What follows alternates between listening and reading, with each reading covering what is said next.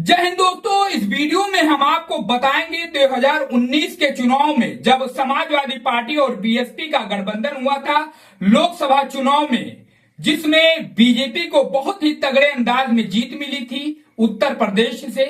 उसके बाद में समाजवादी पार्टी और बीएसपी का गठबंधन एकाएक करके चुनाव के बाद नतीजे आने के बाद टूट गया था। लेकिन इसे तोड़ने का आरोप जो है समाजवादी पार्टी बीएसपी पर लगा रही थी और बीएसपी समाजवादी पार्टी पर लगा रही थी। लेकिन दोस्तों, किसके कारण से गठबंधन टूटा था 2019 में, उस प्रकरण के बारे में, उस मामले के बारे में इस वीडियो में हम आपको बिल्कुल विस्तृत जानकारी देंगे।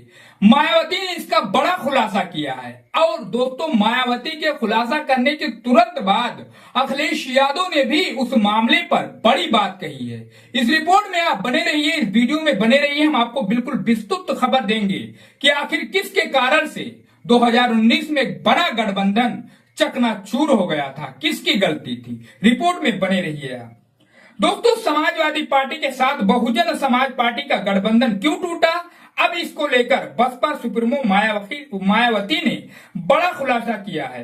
बसपा प्रमुख ने कहा कि समाजवादी पार्टी को लोकसभा चुनाव 2019 में महज 5 सीटें मिली थीं। इससे हताश होकर अखिलेश यादव ने उनका फोन उठाना बंद कर दिया था। बसपा चीफ मायावती ने यह भी दावा किया कि अपनी बुकलेट में किया था। बसपा की ये बुकलेट उपचुनाव और 2027 के विधानसभा चुनाव के लिए पदाधिकारियों और कार्यकर्ताओं में बांटी जा रही है। मायावती ने बुकलेट में कहा है कि 2019 के लोकसभा चुनाव में सपा को 5 सीटें मिली, जबकि बसपा को यानी बीएसपी को 10 सीटें मिली थी। उन्होंने कहा कि बड़ी वजह बनी थी कि समाजवादी पार्टी के वरिष्ठ नेताओं ने फोन उठाना बंद कर दिया था। उस बुकलेट में मायावती ने समाजवादी पार्टी के साथ 2 बार हुए गठबंधन टूटने की वजह बताई है, साफ साफ उन्होंने दर्शाया है। पिछले दिनों उत्तर प्रदेश की राजधानी लखनऊ में पार्टी की राष्ट्रीय कार्यकारिणी की बैठक में बसपा सदस्यों को 69 पन्नों की अपील वितरित की गई थी। इस बुकलेट में मायावती ने अपनी अपील में समाजवादी पार्टी के साथ गठबंधन को फिर से याद किया, जिसकी शुरुआत साल 1993 में जब काशीराम से मुलायम सिंह यादव के साथ गठबंधन किया था। मायावती ने कहा कि उस गठबंधन के टूटने की वजह लखनऊ गेस्ट हाउस कांड था। मायावती ने कहा कि मुलायम सरकार के कार्यकाल में दलितों, पिछड़ों, महिलाओं पर कथित अत्याचार के बाद बीएसपी ने 1 जून 1995 को उनसे समर्थन वापस ले लिया था, जिसके अगले दिन लखनऊ गेस्ट हाउस में उन पर हमला हुआ था। 3 जून 1995 को मायावती ने समाजवादी पार्टी विरोधी पार्टियों के समर्थन से पहली बीएसपी सरकार बनाई। इसके बाद बीएसपी कई सालों तक समाजवादी पार्टी से दूरी बनाए रखी थी। मायावती ने अखिलेश यादव पर निशाना साधते हुए कहा कि 2024 के लोकसभा चुनाव में अखिलेश को कांग्रेस के साथ गठबंधन करके और संविधान और आरक्षण की रक्षा के नाम पर पीडीए, पिछड़े दलित, अल्पसंख्यकों को गुमराह करके कुछ सफलता मिली है। उन्होंने आरोप लगाया, लेकिन पीडीए के लोगों को इससे कुछ नहीं मिलेगा।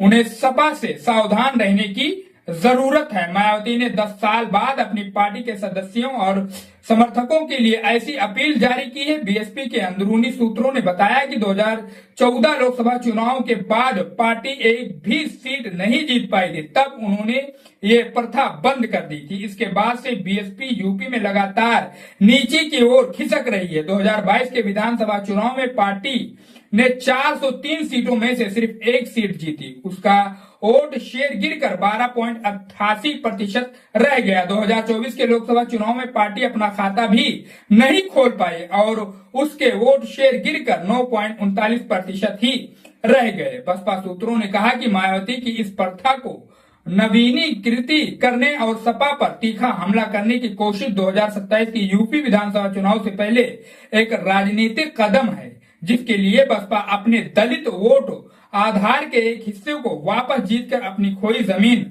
हासिल करने की पूरी कोशिश करेगी, जो हाल के लोकसभा चुनाव में समाजवादी पार्टी और कांग्रेस के गठबंधन में स्थानांतरित हो गया था। पार्टी के एक नेता ने कहा कि अपील की है पुस्तिका सभी बीएसपी नेताओं और कार्यकर्ताओं को भेजी जा रही है। उन्होंने इसे पढ़ना और दलितों और ओबीसी के बीच बहन जी मायावती का संदेश पहुंचाना है, ताकि उन्हें एक बार फिर बीएसपी का समर्थन के लिए वो राजी किया जा सके। मायावती जी के लिए सहानुभूति जगाने और एमपी को और एसपी को फिर से बेनकाब करने के लिए उन्हें लखनऊ गेस्ट हाउस की घटना की याद दिलाई जाए। अपनी अपील में मायावती ने कहा कि संविधान बी.आर. अम्बेडकर के आंदोलन आरक्षण को विभिन्न खतरों से बचाना आवश्यक है, जिससे सत्तारूढ़ भाजपा नीति, एनडीए और विपक्षी कांग्रेस नीति भारत भी शामिल है। ओबीसी को संबोधित करते हुए मायावती ने कहा कि उन्हें अपने अलगाव के कारण नुकसान उठाना पड़ा है। उन्होंने कहा उन्हें ओबीसी को दलितों और आदिवासियों के साथ एकजुट होकर राजनीतिक शक्ति विकसित करनी होगी, तभी वे राजनीति के रूप से शासन करने और खुद को ऊपर उठाने में सक्षम होंगे। दोस्तों, मायावती का सीधा फंडा है कि किसी तरीके से जो है अब वो अपनी खोई हुई जमीन पा सके, उनके जो वोटर दूसरी तरफ फिसल गए हैं उनकी तरफ वो आ सके। इसलिए वो लगातार जो है अखिलेश यादव समाजवादी पार्टी पर लगातार निशाना साध रही हैं। लेकिन दोस्तों, जब मौका होता है बोलने का तो मायावती का जो है कोई भी ट्वीट या कोई भी बात सामने नहीं आता है। बीजेपी के खिलाफ अगर बोलना होता है, बीजेपी के अत्याचार के खिलाफ बोलना होता है तो मायावती चुप रहती हैं, उनके जबान से एक भी बात बाहर नहीं निकलती। आपने लोकसभा चुनाव में देखा होगा जब उनके भतीजे आकाश आनंद ने बीजेपी पर जोरदार हमला बोला था, उसके तुरंत बाद उनको पद से हटा दिया गया। उनकी सारी पार्टी में जो भी पावर था उसको छीन लिया गया। कारण क्या था? उन्होंने क्या गुनाह किया था? आकाश आनंद ने क्या गुनाह किया था? बीजेपी के खिलाफ उन्होंने बोला था, कारण यही था दोस्तों।